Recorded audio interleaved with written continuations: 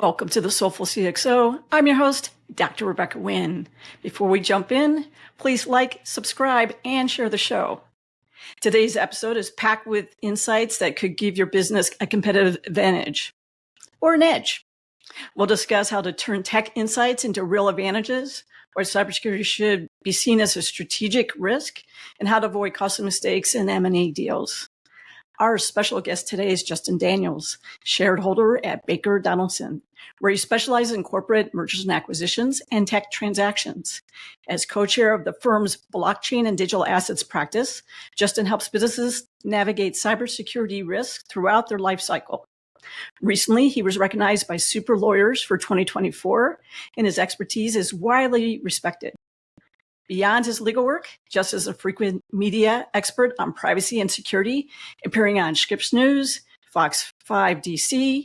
He's a sought-after speaker at conferences like RSA, co-host of the She Said Privacy, He Said Security podcast, and co-author of the Wall Street Journal and USA Today best-selling Data Reimagined, Building Trust, One Bite at a Time. Justin, it's great seeing you again. Welcome to the show.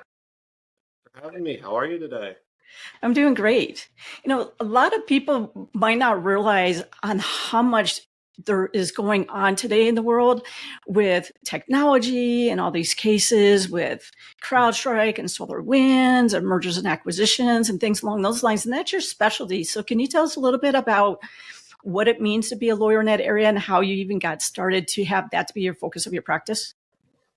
So I have started out a corporate M&A lawyer, and I would say around 2010, I started to focus in tech because where I live in Atlanta has become like a real tier one tech market in the last probably 10 years.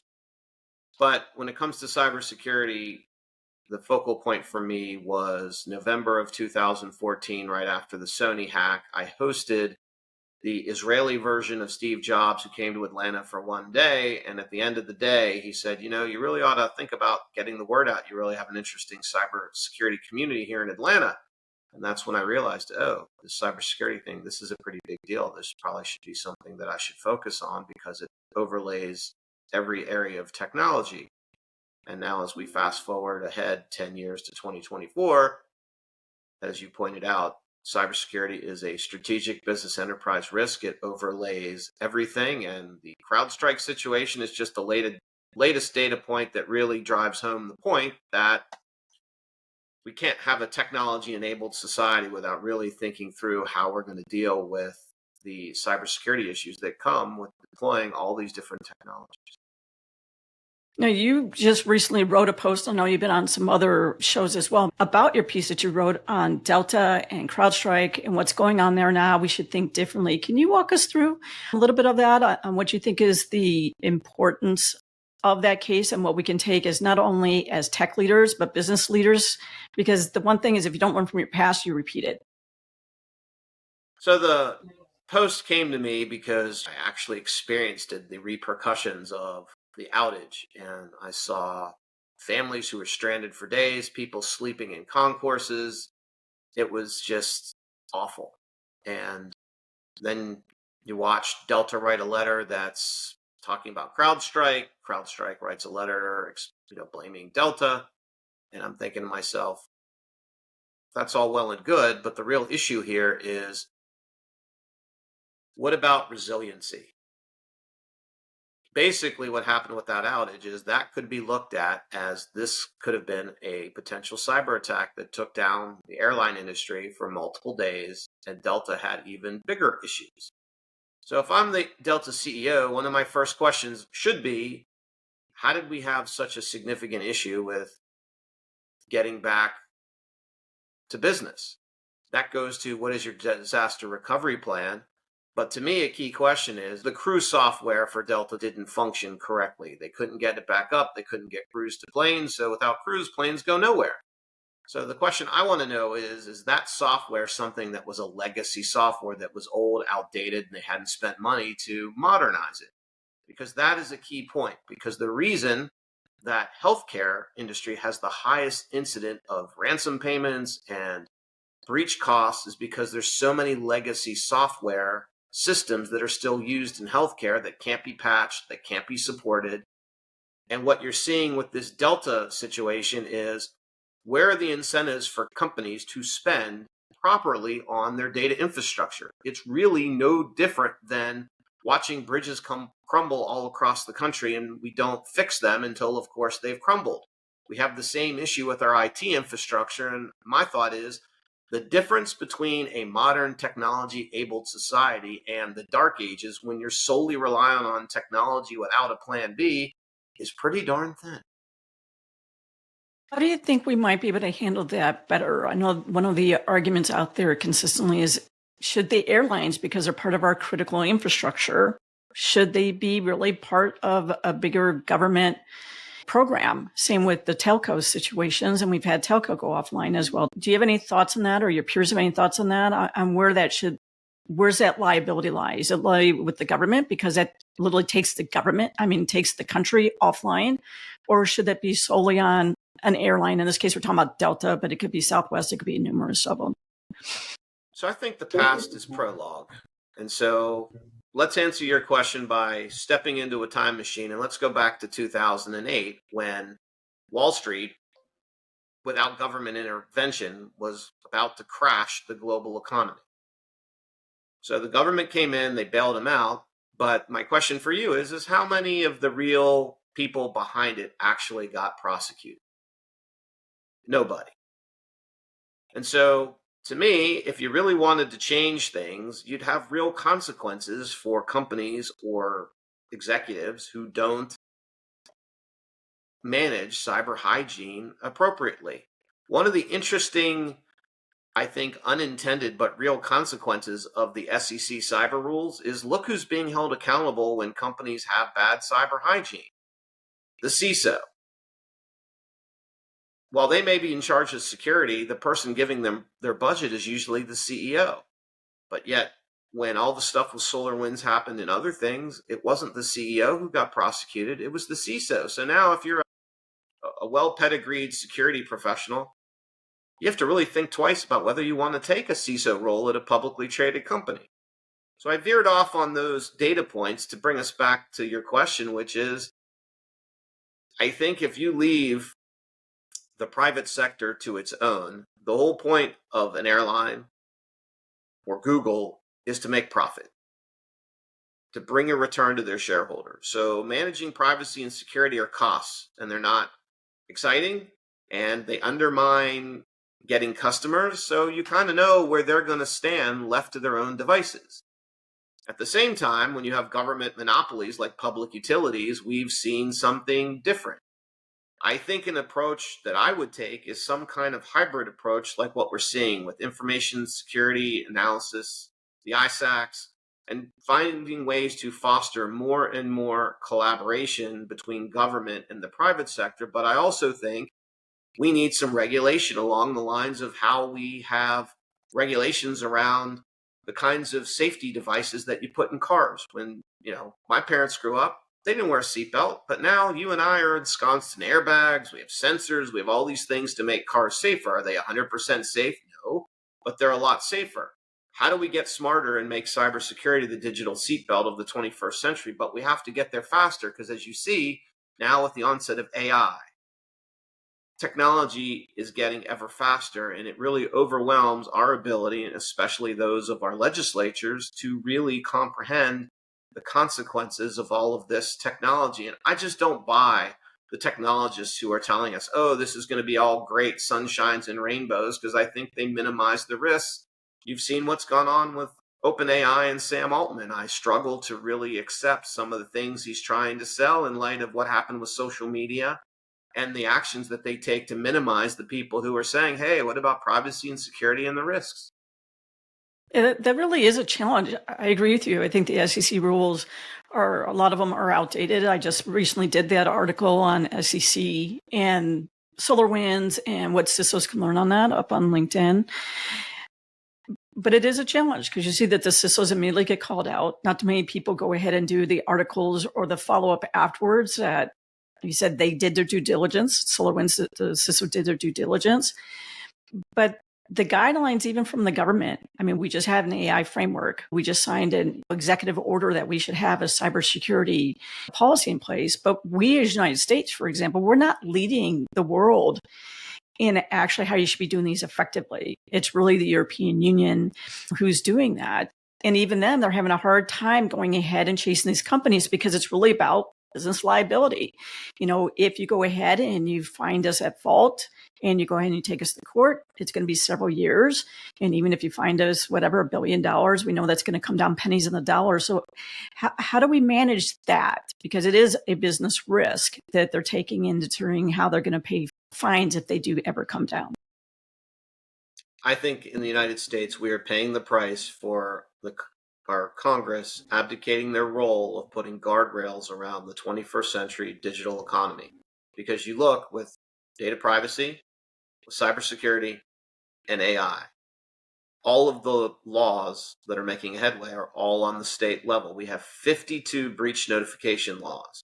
We have now 2 states with AI laws. I think we have 19 states with privacy laws. All of this should be done at the federal level like we do with copyrights and trademarks, because all you're going to do is create a labyrinth of all of these complicated regulations that does stifle innovation when the regulation really needs to take its course at a federal level. Every time you watch another data breach and the senator pounds his or her fist and says, these data breaches are awful, we should hold people accountable, and they do nothing. So when is Congress going to get their act together and actually pass some federal privacy legislation, some federal AI legislation, or cyber legislation? It's ridiculous, but that's what's gone on here for the last, 14 years, and it doesn't appear to be any end in sight. They just talk a good game. They're not willing to actually step up and legislate. I think part of that too is reaching out more to the private sector to go ahead and to get, or public sector to go ahead and say that, how can you help us? Forget about somebody what party line they are, but what do they know in the industry, security, privacy, and cybersecurity? Because us as a field, we want to keep the bad guys at bay, and we don't look at political affiliations when we do that. So it'd be really nice if they would actually go ahead and allow us to be on more committees to help, but committees that actually say that we're going to do this in 90 days, 180 days, not 3 years, 4 years, or 6 years to get her done. I think that would help a lot as well. I mean, just think about it for a minute. When you watch TV and you watch that they have an AI summit at the White House with President Biden, and they invite Sam Altman, they invite Google, Meta, Anthropic, all of the big companies who are looking to engage in a race to see who's going to win the AI race and have dominant market share. And they're going to show up in the ones, and you expect the wolf to run the hen house. I mean, it's just on its face, it's absurd. They don't have an interest in having regulation that actually regulates. They have an interest in putting on a show that, yes, we understand there needs to be regulation, but it's against their business interests. So to think that they're somehow going to magically change and do the altruistic thing when this is probably the biggest revolution since the internet, I think is just absurd. And for the bigger companies, their cyber liability insurance, if they do it, it's a huge, humongous deductible because they have all the departments in place. But for the medium and the smaller companies and startups, the one thing I've seen is the cyber liability insurance are really coming in with deeper assessments. What does your AI architecture looks like? What does your network architecture look like? How are you actually really training your employees? We are actually at least going to do a web penetration test of you to see if your websites still have all the protections in place every 3 months. And we're looking at, if you're going to have AI, what's that additional cost, right? Or do you think people like cyber liability insurance are going to have to take more of an ownership to try to help companies get there, at least on the medium and small and startup company? I think what's changed in the insurance market in the last, 3 to 5 years is if you don't use MFA, if you don't have certain cyber hygiene in place, you're just uninsurable by 80% of the market. So that is a good example of economic incentives, because you can't do contracts, you can't do business deals without showing the other party that you have an insurance certificate. And so if you want that insurance certificate, the insurance industry is influencing you, I think, here in a positive way to have certain things in place. If you're a business operating in 2024 and you aren't using multi-factor authentication to have your employees sign on and whatnot. I think they ought to pass a law that says that's on its face gross negligence. Where we sit is MFA a cure-all for everything? You know that it's not. But is it a blocking and tackling thing that every company should be doing, much like putting on your seatbelt when you get in your car? Yes, it should. Who do you think should be held liable in that? I know one of the things is when you're dealing with a lot of these corporations and the people who are the CEOs who also could be co-founders. I mean, let's face it, they're behind a lot of sub companies. And so their personal direct liability is nothing compared to being a CISO. I always have to watch about how much I'm going to get hung out to dry, to be honest with you, and my peers. So how do you think we tackle that a little better on the people who are really making at times their strategic calls? How do we hold them liable when they're under so many shields of protection? I think it depends on having a public policy debate and saying, where are we going to allocate the risk? Like, for example, with the EU AI Act, they are looking to hold responsible the people who are creating the AI or deploying it. The Colorado Act is a variation on that theme when they talk about the developers and the deployers, because you and I could use a large language model and tweak it and brand it ourselves. So those are things that we have to have a debate about, because the business community is going to push back and say, you're stifling innovation, you're doing all that, but look at all the negative and adverse consequences around social media. So the question becomes, does that pendulum need to swing back? Do you need to have a law that says, look, if we can prove that the company was grossly negligent, should a CEO be held liable? Because a gross negligence, as your probably audience is learning with CrowdStrike, that's a really high bar. I don't think it can be negligence because it's too low, but having it be gross negligence or something higher, then you start to see people change behavior. It's just something to think about. But the real issue is the way it works now is we have a situation where companies aren't liable. They hide behind a shield. They can always file for bankruptcy. So if you have really significant cases where liability is for the individual, I think it changes things. Had they perp walked 2 or 3 people from 2008, I think you would have seen a whole different reaction to the consequence of the 2008 financial crisis, but we didn't. So if I'm a CEO, I'm thinking, I can take all the risk I want, because at the end of the day, if I bankrupt the company, that's other people's money. I don't have personal liability. But again, had they perp walked some of the leaders of JP Morgan, pick your investment bank, who caused all that, we have a fundamentally different situation. What do you think that's going to change when we do vendor assessments and downstream liability? Because if you go with CrowdStrike, they're a top brand. When you went with SolarWinds at the time, it's top brand, right? If you go ahead and you have for your telco, T-Mobile, a lot of people are going, well, we picked the top 3 and we looked who gave us the best price. We did our due diligence along those lines. So why should we as a company look like we're not doing our job? I think the problem that companies face is, the bottom line is, there's no company that is risk-free from being hacked. Then it comes down to the kind of terms that you get in your contract, which, as you can tell with the CrowdStrike situation, reading the 2 letters, it sounds to me like CrowdStrike doesn't have liability unless they're grossly negligent. It's a standard contract term for cyber vendors, just like other ones. It's a high bar to prove. And CrowdStrike's argument going to be, even if we did something, look at all of the other things that Delta had to deal with, and that's on Delta. It'll be interesting to see where that shakes out, if they file suit or if they settle, because obviously they both have to work together. It's not so easy to get CrowdStrike out.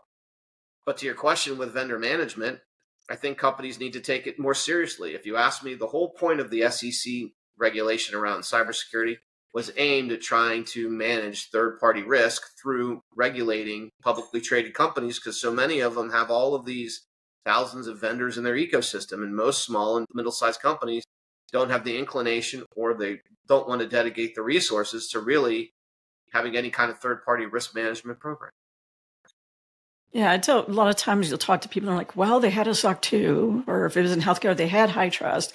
And I'm like, you have to look at the scope, what was tested. A lot of that time, I'm one of those few people who reads those 300-page assessments. And I'm like, but what did the policies say and were they putting in place? Known, documented, implemented, measured, and managed. Are they doing those 5 areas? And when we look at a lot of the hearings, they're not looking at those 5 elements.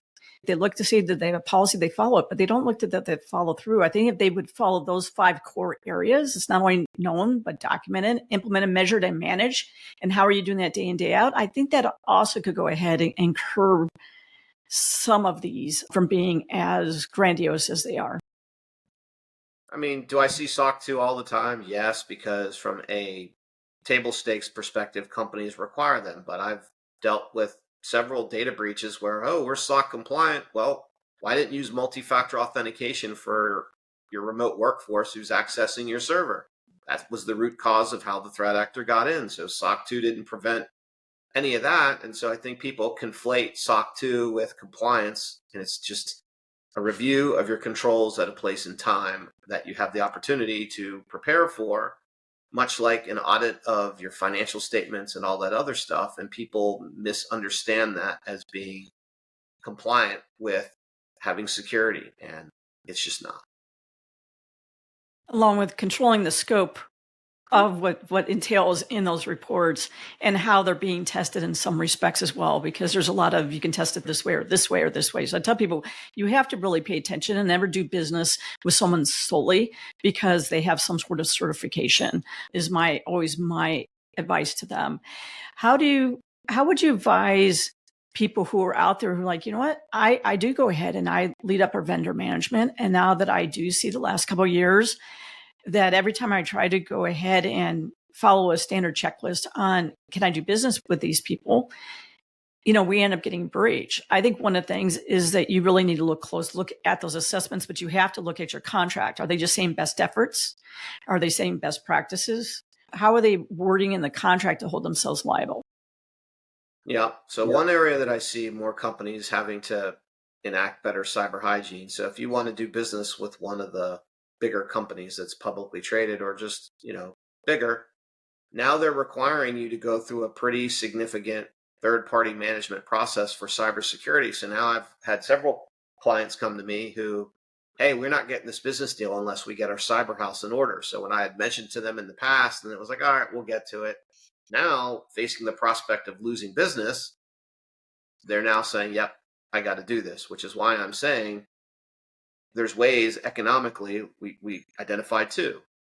Bigger companies and getting insurance where you can put in economic incentives in place that say, hey, if you want this business and get this revenue, you have to upgrade your cyber hygiene. But we know at a big company level, that's not enough. And that's where some of the other stuff that I was talking about might come into play to give companies bigger incentives, because if they're grossly negligent, maybe the CEO is personally liable, capped at a certain amount. Now you're starting to get ideas out there that maybe start to change behavior. But we as a society need to have that debate, because people are going to say, well, wait a second, I didn't build my life savings to run a company and get sued personally. Well, make the standard pretty high, because I think you've seen in multiple different breaches, you're like, what did these people do?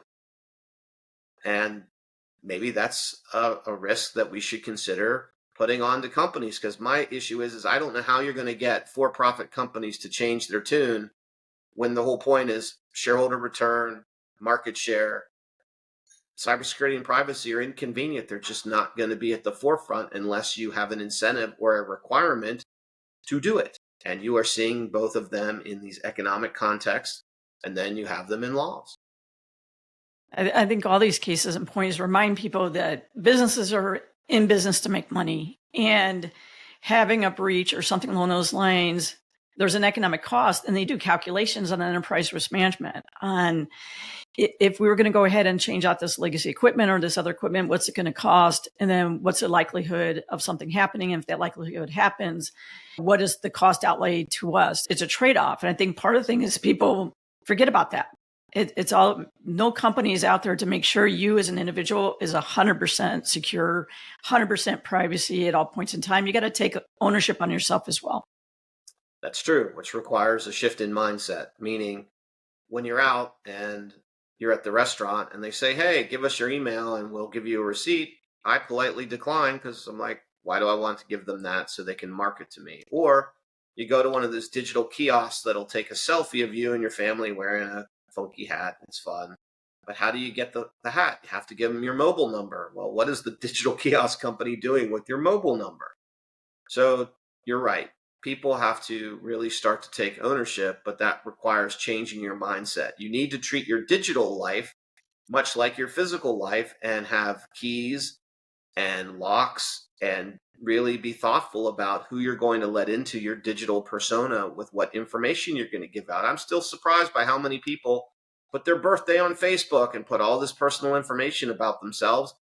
Now any hacker who wants to learn more about you, you've just given it to them. There's nothing to do other than go research their Facebook, LinkedIn page and everything else.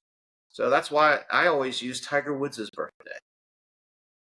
So my birthday is December 30th of 1975. It's Tiger Woods' birthday. Yeah, I would say none of that's true on myself either. And you even know on LinkedIn, I tell you don't use that email address because the email address is a dump box. And even if you try to send there, it says this is a dump box. But yeah, people need to watch that. And businesses obviously need to watch that too. The one thing I tell people is really be careful of the terms of service and privacy and things along those lines. One thing that I suggest people there is go through the apps on your phone. When was the last time you used any of those apps? Delete them. I used them 7 years ago. Well, they have your data on that. Go delete them. I think companies need to do that as well. When you look at the vendor management, who we doing business with? Why are we doing business with them? When's the last time we really did a deep dive in their security and privacy and practices? Or are we just renewing this contract every 3 years without looking to see that they've actually upped their game as well? Do you see that from a legal perspective as well, too, with your clients?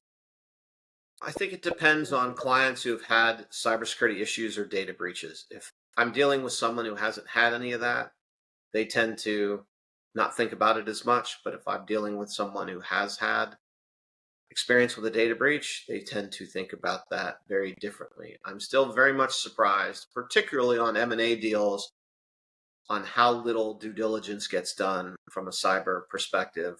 It really varies from company to company, and even the big PE firms, there's some that do good due diligence, and there are others I'm just scratching my head. Is that all you're going to do? But I represented the seller. It wasn't my job to tell them. But what are you going to do if you hook up a mom and pop car wash syndicate to your reporting requirements and there's an undetected cyber intrusion? Well, now they're just going to walk onto your network and encrypt you because they're able to, because you didn't do any due diligence or anything like that. And I see that still pretty often on the M&A part of my practice.